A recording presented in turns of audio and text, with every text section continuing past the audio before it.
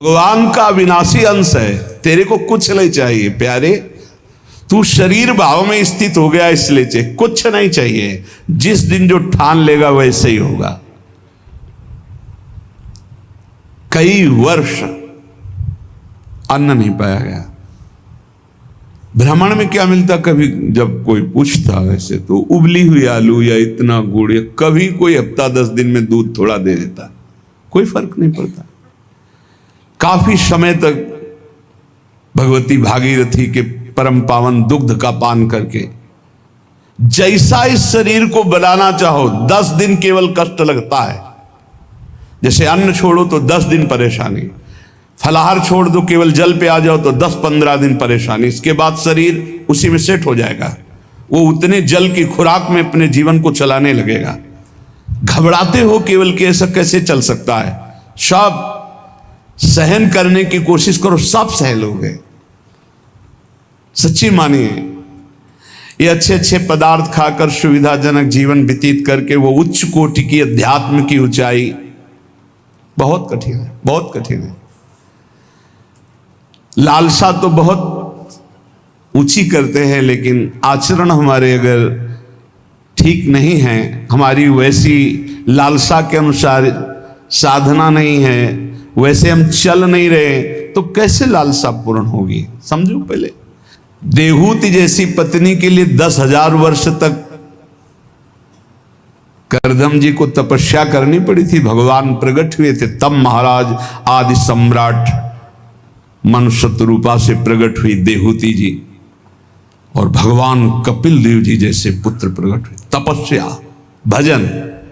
बोले ये जो मंद बुद्धि वाले हैं, अच्छा खाने को मिल रहा है, सुविधाजनक रहने को मिल रहा है, दिन कट रहा है, दिन काटने के लिए मिला है। अरे एक एक मिनट सार्थक करने के लिए, काटने के लिए नहीं। दांती पीस के भजन होता है। देखो, हम बताएं तुम्हें अनुभव की बात, 10-5 मिनट भजन में मन लग जाएगा जो अच्छा अभ्यास किए हो। शब्द याद रखो, या हम खाई पी बातें कहते हैं। अगर भजन का अभ्यास अच्छा कर रहे हो तो 10-5 मिनट, बहुत 20 मिनट घसीट ले।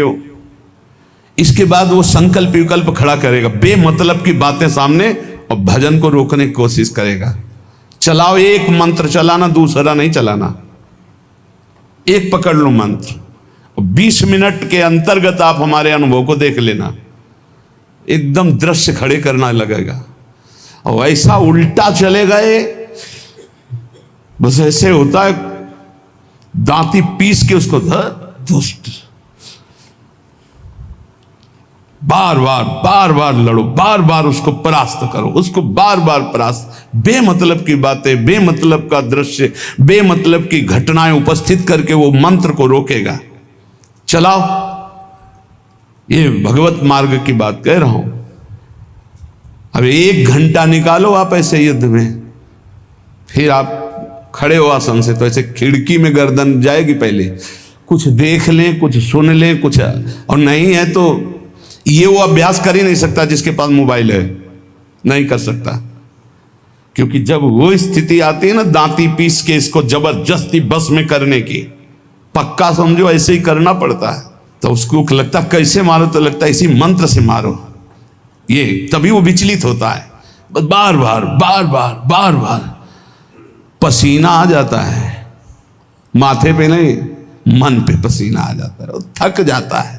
जब लस्त हो जाए, त्राहिमाम मच जाए, तब और जिद्दी बनकर मंत्र जप करो, अभी बस में हो जाए। नहीं, इस मन को दुलार करना है, मन के अनुसार चलना है, और भजनानंदी की लिस्ट लगानी, लिस्ट यही लगानी है ऊपर से।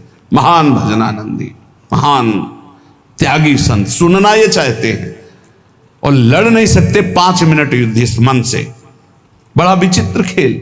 तो बोले ये जो मंद प्राज्ञ है, ये निर्णय करने वाली कुछ नहीं, कुछ समय के लिए ये शरीर मिला है, लड़ ले, जीत जाएगा, प्रभु की प्राप्ति कर लेगा। अगर इसके दुलार में रहे तो मरेगा, जाएगा, छूटेगा शरीर। तू अविनाशी, ये विनाशी, तेरे साथ कभी नहीं रह सकता। जो भजन में प्रधान भाव रखे हुए, वही उत्तम भाग्य वाले। श्रीपाद कह रहे मंद प्रज्ञास्त एवात्र मंद भाग्यास्त। अगर मंद बुद्धि तो मंद भाग्य, और तीव्र बुद्धि या भजन के लिए निकले भजन। जब हम देखा कि शून्य जैसा हो गया मन, न मंत्र पकड़े न नाम पकड़े न कुछ नहीं, बस जिद, वो भी जिद्दी है। अरे तूफान को रोक लेना सहज है, हिमालय को उठा लेना सहज है, लेकिन मन को रोक लेना, ऐसा हमने योग वासिष्ठ में पढ़ा है। अब वो शून्य हो गया, जब जिद की शून्य हो गया, ना मंत्र पकड़ रहा है ना कुछ पकड़े, एकदम खड़े हो गए, पद गायन शुरू किया। अब तेरी जरूरत ही नहीं, जोर जोर से पद गायन। ऐसे थोड़ी इस पर ऐसे थोड़ी चढ़े बैठे रह गए, हर समय 24 घंटे चढ़े बैठे। तब वो धीरे धीरे धीरे फिर हाथ उठा दिया। अब वो जब सहयोग करने लगा तब आनंद आने लगा, और जब आनंद में डूबने लगा तो परिपक्व हो गया। फिर उसको थोड़ी देर बहुत विघ्नकारी, अंदर ही अंदर खत्म, न मंत्र में लग रहा है, न नाम में लग रहा है, न एकदम शून्याकार स्थिति। अब हम चलाना चाह रहे मंत्र, वो बिगड़ेल कुछ नहीं सन, और उसके बिना होगा नहीं कुछ। जैसे हमारे बिना वो कुछ नहीं कर सकता, ऐसे बंधन और मोक्ष का कारण मन ही है। इसको बिल्कुल हमको ठीक करना है, दवा खवानी है, इसको दवा खवा के इसको स्वस्थ करना है, तभी हम भगवत प्राप्त होंगे। हमारे बिना ये कुछ नहीं कर सकता, तो इसके बिना भी हम कुछ नहीं कर सकते, क्योंकि यही बंधन और मोक्ष का कारण, इसको ठीक करना ही है। इसलिए लोक चिंता ननो धर्म चिंता न देहगा, श्रीमद वृंदावने राधा कृष्ण भाव भृतो मम। श्री वृंदावन में यदि आपको आने को मिला है, सत्संग मिला, धामवास मिल रहा है, अब मन से तुमको निकालनी लोक चिंता ना, नो धर्म चिंता ना देहगा, खाली करो, यही करना है। लोक चिंता नहीं होनी चाहिए, कल क्या होगा, आज का तो काम चल गया, अगला महीना कैसे काम चलेगा, ये अगर चिंता है तो तुम्हें भगवान का भरोसा नहीं है। ये भजन के समय ज्यादा प्रपंच रचेगा, किसका देना है, किसका लेना है, किसने कब 10 साल पहले किसने गाली थी 10 साल पहले, वो सब याद करवाएगा। मन जलेगा, उसने ऐसा क्यों कहा था, उसने तब पकड़ो कि इस समय मंत्र जपने के लिए बैठे हुए, प्रपंच करने के लिए बैठे हुए नहीं। देखो ना, यही करता है। आप जब बिल्कुल एकाग्रता पूर्वक टीवी देखते हुए तो फिर बढ़िया है, फिर कोई परेशानी नहीं।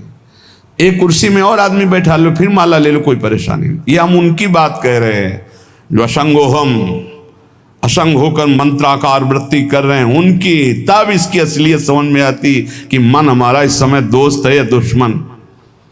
भजन के एकदम विरुद्ध खड़ा हो जाता है। लोक चिंता, और फिर क्रियाओं की भी चिंता करो, भजन हो जाएगा, अभी तो वो करना है, अभी वो करना है। वो जिस समय भजन में बैठो उस समय ये सोच लो कि अगर आसपास आग लग जाए तो भी हम नहीं उठेंगे। आसपास आग लगी हो तो भी नहीं उठेंगे। योगक्षेमम वहां में हम करने वाले भगवान मुझे उठाए आके या आग को शीतल करें, उनका विषय है। और सच्ची कहते हैं यदि जब चल रहा है तो अग्नि की भी ताकत नहीं कि आपके रोम को झुलसा दे, यदि सत्य भाव में स्थित हो।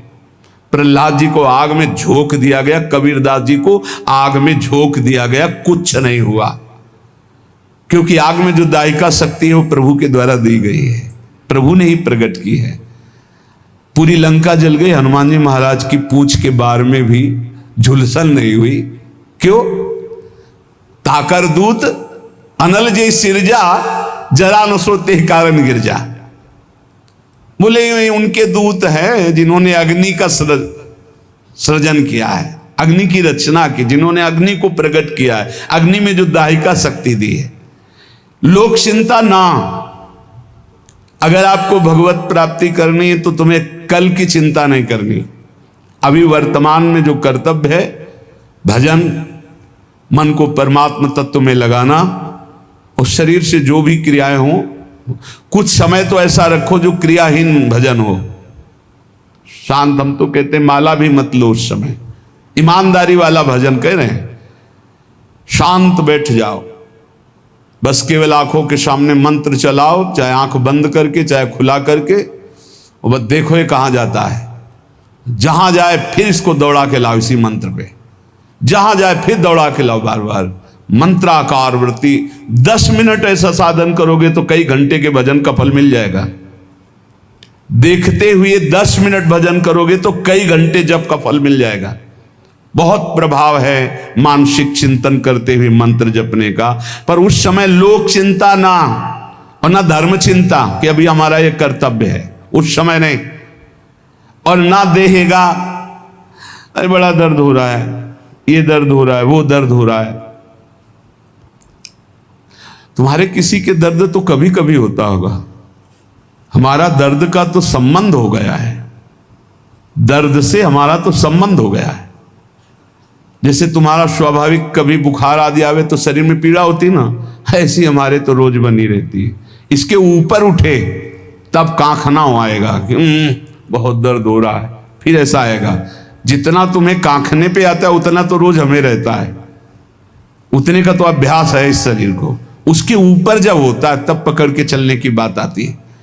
देहगा और आप सच्ची मानो ऐसी स्थिति में भी गुरु कृपा से, गुरु प्रसाद से जो बैठने की, जो टहलने की, जो चिंतन की दिनचर्या, उस पर कोई फर्क नहीं। वैसे ही देह की भी चिंता नहीं करनी, धर्म की भी चिंता नहीं करनी, लोक की जीवन की भी चिंता नहीं करनी। कूद पड़ो, इस मार्ग में कूद पड़ो, खजाना ही खजाना हाथ में आ जाएगा।